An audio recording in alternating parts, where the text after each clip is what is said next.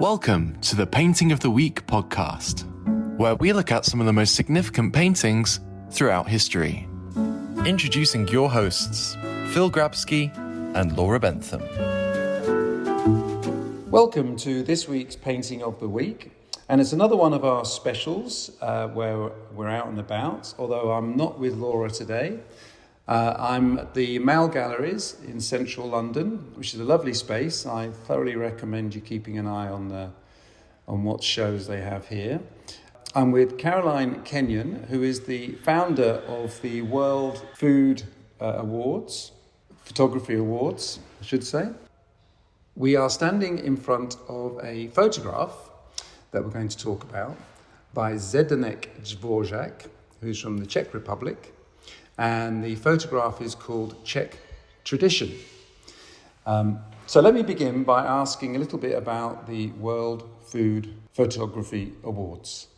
Phil, thank you. Well, how long do you have? I founded these with my team 14 years ago, and it really came out of a lifelong love of photography, passion for food. I'd run a PR agency specialising in food for over a decade. And my son, aged 12, suddenly becoming very interested in photography. So we always used to go to Wildlife Photographer of the Year at the Natural History Museum. And I had a middle of the night flash of inspiration. And I thought, why is there no awards all about food? Food is full of stories and politics and people and emotion and excitement and drama. And that was it. That's how it began, and it now is a global movement, and we have partners all around the world, we have judges all around the world, and as you can see on the walls of this stunning exhibition, 30 categories. And we're just standing in front of the Philip Harbin Award for Food in Action, supported by International Salon Culinaire, and we're going to talk about this amazing photo. It is a stunning exhibition, and people listening to this podcast won't be able to see it because it will have moved on from here. But two questions. Is it moving on somewhere else? Will there be an online presence? Or is it something annual that they'll just have to wait till next year? I'm delighted to say that all the images are online as of 9 o'clock this morning. Oh, great. All 187 finalist images, and they are beautiful, they will move you, they will delight you, they will make you laugh. The emotional range of them is exceptional. About 40 of them will be going to Fortnum & Mason to be shown in store from the 3rd of June. 2025. Yes. And also about another 40 are going to the Museum of the Home in Hoxton. And they're going to be shown from June through to September. So both institutions have made different selections, obviously speaking to their own following and audience, but it's very exciting for us. A Museum of the Home is definitely somewhere. It's a great museum, definitely worth a visit. Exhibition on Screen, we've looked at making a film about food in painting. We were talking to the Moritz House about that. They did an exhibition, didn't come off. And even going back a little bit further, quite early on in Exhibition on Screen's lifetime, this is about 2013, we were about to do the World Wildlife of the Year Photography Awards. It was all set up. I think that was the year that one of the royals was going to give the awards away. I can't remember which one. And just before we were about to kind of, begin production proper, the funding fell through. These days we self-fund, so we don't have these issues. Either we do it or we don't do it. In those days we were getting funding from other sources where we could. Right at the last minute they got cold feet. It's such a shame because we've wanted to make a film about photography or a photographer. We've done 39 films so far and we haven't yet done one on photography, which is a real shame. We were looking even quite recently about one particular subject, but it just didn't pan out. Anyway, so I absolutely love photography, and I have to say the quality of the images here is fantastic. And I really commend you, if that doesn't sound too pompous, on the way that everything is. I love the way they're all framed the same, which I imagine is something that you must have offered to the photographers. Well, we're very lucky. We've had our printing and framing sponsored by One Vision Imaging from year one. And they're based in Coventry, but like us, they're a small family business, and they were the preferred printers for London 2012, for Rio in 2016. I mean, they are world class, and you can see the quality of the print is exquisite. And there's nothing like seeing a picture that is beautifully printed. It is not the same as seeing it on your MacBook. So to come and see them, as you say, all mounted and framed in the same way, and it gives them such a presence and a gravitas. Every single picture has equal standing in the exhibition, and I love that. I was in Palm Beach not so long ago. I went to the Norton there, and I went to see an exhibition which I wouldn't normally be drawn to, I've got to be honest, which was fashion photography. I have to say it was fantastic, and part of that was that they're so beautifully printed and framed. It makes an enormous difference. Right, let us talk about this picture now. 100 and how many did you say in the exhibition? 187 photos. 187, and I rather put you on the spot and ask you to choose one. So if you could tell me what it is we're seeing, and I'm sure you could have chosen any number of ones as your single photograph. What made you choose this one? Well, can I just take a little step back and just explain to your following that we have nearly 30 categories, and they show every aspect of how food touches our lives everywhere in the world. So we've had entries from 100 countries now, but the images or the categories rather refer to farming, harvest, preparing, cooking, eating, celebration, climate change, the humanitarian side of food. I mean, there is not an aspect of food that we do not cover. So this category is the Philip Harben Award for Food in Action. So it's images of people preparing food before it's going to be eaten. So it could be anything from chopping a carrot to stirring the pot or carving the chicken or whatever it might be. I chose this one because I love the composition, I love the treatment. It's shocking to some people. If you're not a meat eater, you will find it deeply disturbing. This is a shot through a doorway, and that's a lovely kind of 18th century or even earlier kind of painting tradition. It's beautifully lit through the doorway, and it's a pig split in half with its legs sort of akimbo, hung from this old wooden bar, which is then suspended from a sturdy looking chain. The blood from the pig is going down into the sand on the brick floor. The butcher is peeling off the skin. I mean, the coloration is stunning. So the left hand of the image is all this beautifully lit doorway scene, and then the right is very, very dark. But if you just look really closely, there's the profile of a person just on that right-hand side. And it's so clever, the way that the person has been left in there. And another photographer just said to me, most photographers would have edited that out. They would have said, we'll just have the view through the doorway. But I think that is an extra touch of genius here. But I love the relationship between the butcher and the pig. I mean, this pig is very, very dead. And the tenderness and the respect with which that butcher is preparing it so that it can be eaten, it's really respectful.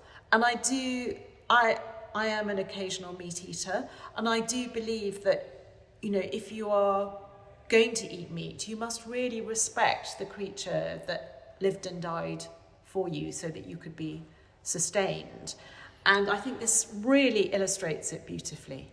And understand the process. So if you do eat meat, you need to understand the process before it arrives in the plastic cellophane in a supermarket. This is the reality of it. In fact, to be fair, this is probably a lot better than absolutely many abattoirs. But I mean, most of us are very disconnected from the processes of food production, but this is clearly in a very simple rural setting. It's very humble. There's nothing glamorous or rich looking about this place. It's a village life, I suspect. I think that this butcher has been doing it for many, many years, and this is a skill that he from which he takes great pride. It gives him his self-esteem. He knows who he is. He knows exactly what he's doing. But there is a kind of ghastly sort of semi-religiosity. It's almost like a sort of cruciform of the pig, and that it has those kind of references to religious faith. I just think it's wonderful. It's so multi-layered. It's beautiful. It's profound. It makes you feel something. So I sit on the shortlisting panel, which means that I see all 10,000 images every year, and I love it. It's completely exhausting because we actively consider every single image. And people always say to me, oh, how do you make the choice? And I said, well, we look at composition, we look at technique, we look at originality, we look at storytelling. I said, but ultimately for me, does it make me feel something? And oh my goodness, this picture makes me feel something. I think there are many levels to this painting.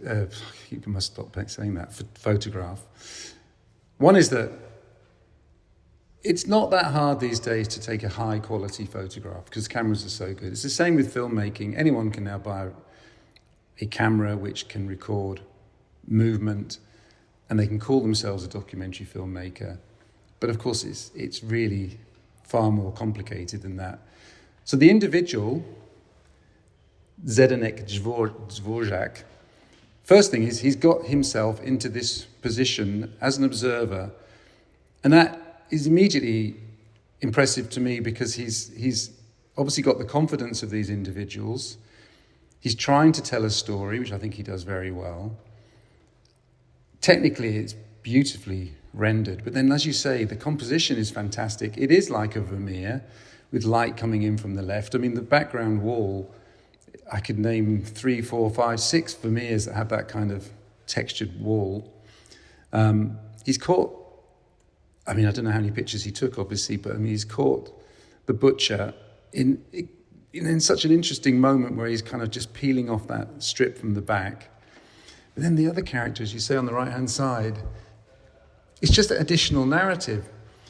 In our recent Vermeer film, there's a wonderful interview with a woman who says that there's a particular part of one particular painting that for her is like an absolute highlight. And it is a highlight where he's left the ground deliberately behind the curve of this woman's dress. So it's like there's like this thin blue line which is kind of like vibrating. Anyway, similarly here, if you look carefully, and I hope people can see it on their laptops or their phones if they're looking at this photograph, when you see the person there, and that's very carefully done, that there's just that little bit of light that allows you to see the form. You look a bit more closely and you see that, I don't know, is it a young person? Is it a young woman? It's hard to tell. Looking down, what are they looking at? Could it be a phone? Well, probably not, because there's no light emanating from it. I mean, it's just intriguing. It draws you in. And of course, the whole thing is connected brilliantly by that window. And that's no accident, but otherwise it'd be two completely separate halves. So there's like this window. So then you're suddenly thinking, excuse me, is this person outside? Is this happening at night? It just makes you engaged, doesn't it? It absolutely draws you in. I love that little window because there's something almost Castelline about it. It's a slit window, isn't it? It makes you think of turrets and castles. And this is a sturdy building. It's been there for years, hasn't it? That's old. And there's a sense of a time.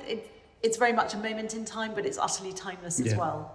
And again, of course, the title, Czech tradition.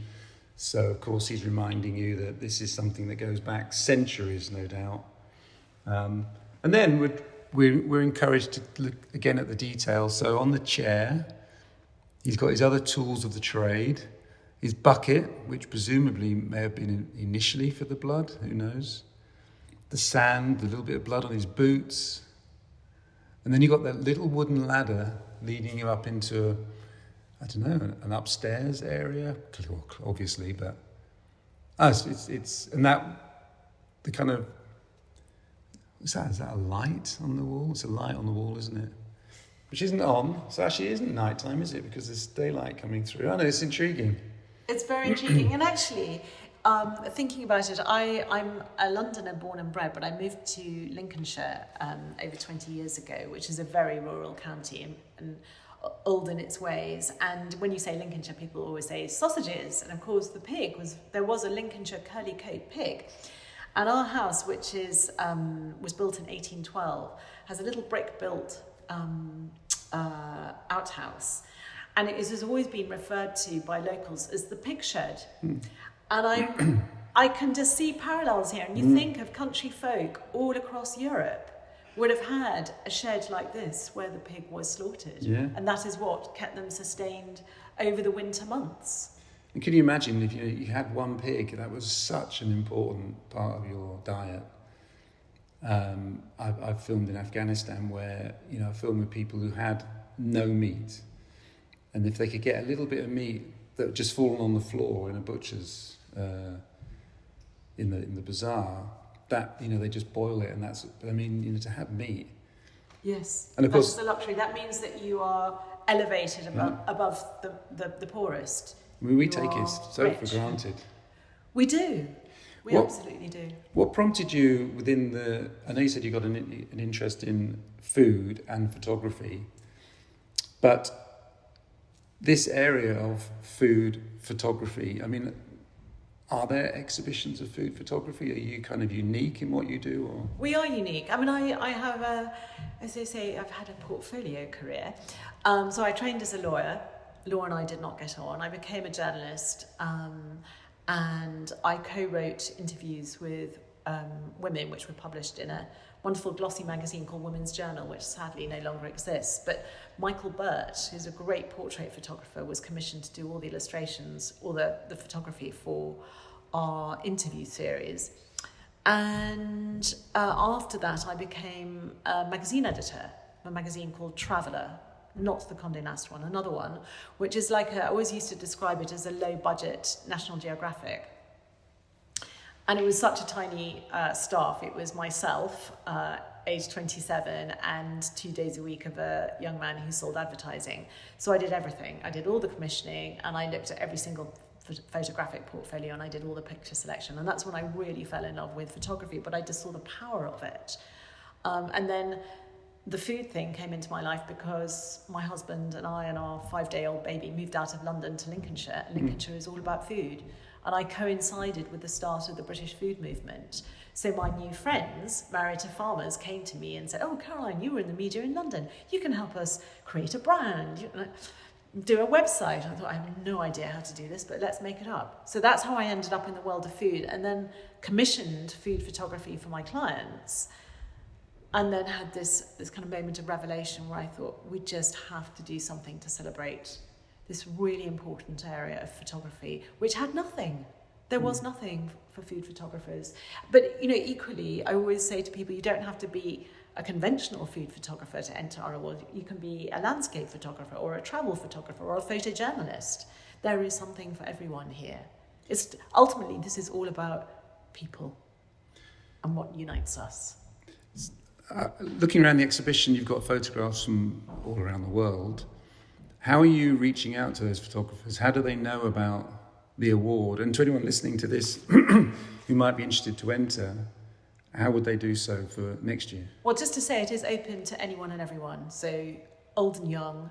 Jamie Oliver actually partnered our children's category this year, which is wonderful. Yeah, I saw that. And we just had a little girl who won the 12 and under category, came to collect her goodie bag. Is that one with the carrot?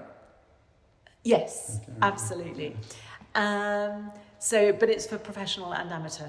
It's all on the picture. Everything is judged anonymously. We have no idea who took what. Unconscious bias is definitely a thing. If you know a photographer and you like them, of course, you are. So let me just to interrupt. Do you know?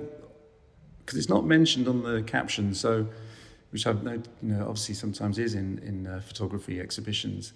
Do you know on what equipment? We do. We used to put the camera equipment on, but I think... Oh, no, actually it is there. Sorry, it is on the upper one. So maybe he didn't supply it. Okay. Oh, that could be. So, yes. Oh, I see. This is one of the things, is because English isn't the first language for a lot of our entrants, they don't always quite get the requirements. But are you getting photographs in from iPhones as well as? Oh, absolutely. We have a mobile phone category. Okay. And that supports our partner charity, which is Action Against Hunger, which is active in 60 countries, feeding children. So for every photo that you enter into that, we give a donation to Action Against Hunger. It's an amazing organisation. Do you know how many nationalities entered? This year we had entries from about 70 countries. Fantastic. And what iteration are we at with your exhibition? What number is this? 14. I can hardly believe it. And this is our first year of being known as the World Food Photography Awards, sponsored by Tender Stem Bimmy Broccolini, which is a global brand with different names in different regions. I feel like we've really reached a stage of maturity, and it's so exciting. I feel like there's always more to do. I want to have a category called The Future of Food, which shows things like vertical farming, insect farms, all those really exciting innovations that are coming through lab-grown meat. All of these things are happening, and we need to record them. I've got some other ideas up my sleeve. My team will scream and say, no more categories, Caroline, because I just get overexcited. But there's plenty of space here at the Mal Galleries. I can always see room to squeeze in another category. Could you tell us where, you mentioned at the beginning about all the photographs are on the website. What is the website? It is www.worldfoodphotography.com. That's very straightforward. Caroline, thank you so much. It's been fantastic, and the photographs are absolutely brilliant. I mean, the standard is so high. Excuse me. I do really recommend anyone listening to go to your website and have a look at them. They are beautiful. Try to look at them on the biggest screen that you have, or on your TV set if you're hooked up. Or, as Caroline mentioned, that some of the photographs are travelling. Or definitely make a note. Do you think it'll be this time next year? We're early June next year. Early June 2026. Those of you that are listening to this podcast are perhaps a bit nearer that date, do keep an eye out on the Mall Galleries and come and see next year's choice of about just short of 200 photographs from about 10,000 entries. Don't know how you possibly make the choices. But what's so interesting, I think, is not only is the standard so high, but the storytelling is so good. There's some really beautiful ones. I mean, there's one that struck me, which was maybe because of my interest, but the Afghan women waiting for free bread. Beautiful. It's a very lyrical photograph, that. I mean, it's very moving, but just the rhythm of it, the way that the women are placed within the frame, it's just beautiful. I love that photo too. The last comment would be, I mean, going back, 30 years, photography was obviously a much greater part of the British press. The Independent, for example, was had these fantastic photographers. And I guess people are obviously reading less newspapers. Newspapers are spending less money on their photographers, if they've even got any in-house photographers anymore. These photographs are very powerful. I won't have seen any of them before, I don't think. Do you think that actually, although the standard of photography is rising and the amount of people that are out there now taking these really important photographs is on the increase, but actually they're still struggling to be seen? To a degree, but I think back to my early days when I started out as a freelance journalist, and there were 4 main newspapers. There was the Times, the Guardian, so the Independent came along. I'm thinking sort of broadsheets, and the Telegraph, and that was sort of it. And then what were there? There were 3 channels and then 4 channels on television. I mean, the amount of outlets has proliferated. Yes, it's harder, and a lot of places want free content, which is awful. And then we're not even going to address the looming threat of AI. And just to say that AI is not permitted in these awards. If you want to do AI, fine, but enter in other awards. This is about soul, it's about authenticity, and it's about the human connection, not about algorithms and all that sort of thing. But so yes, it is hard to to showcase your work. But equally, there's a kind of democracy, there's social media, there's Instagram. I mean, a lot of artists, and these are artists, and I use artists as the umbrella word. For sure. You know, they do get commissions from their Instagram feed, and they can get talent spotted in a way that, you know, I just remember I had a book of cuttings as a young journalist, and I had to hawk my book of cuttings around and ring commissioning editors up and on the phone. I mean, how quaint. A phone that was attached to the main bit by a curly wire. I mean, it seems like the age of the dinosaur, doesn't it, by comparison with now? So there are ups and there are downs, but I do love the fact that this is unique. There is nothing like it in the world, and our entrants value it because we are giving them the opportunity to be recognised. And you know, to be an artist, and you and what you and David do together, you are artists, and with Hugh. When somebody taps you on the shoulder and says, "Well done," it means a lot. Yeah. It's hard, it's lonely, it's tough. You know, you're hustling, you're pushing, you're persuading, you're coaxing, you're cajoling, and it's draining. And you're always using your creative energy. So for us, it gives us. I mean, genuinely, and I'm not being cheesy, it gives me and my team so much joy to celebrate these people. And if you could have bottled the atmosphere in this gallery last night when we announced our awards, I mean, it was amazing. And people, just to know that their picture's on the wall, they don't need to be a winner. They were ecstatic. I think it's also such an expression of human creativity, which is boundless, and was so exposed to the destructive nature of our fellow men and women that it's wonderful to see something where across the world people are taking these wonderful pictures. So please go and have a look at Caroline's website and keep an eye on it for next year. Lovely. Thank you so much. Thank you very much. Thank you for listening to the Painting of the Week podcast. For more information, please visit our website at seventh-art.com or contact us by emailing info@seventh-art.com. See you next time.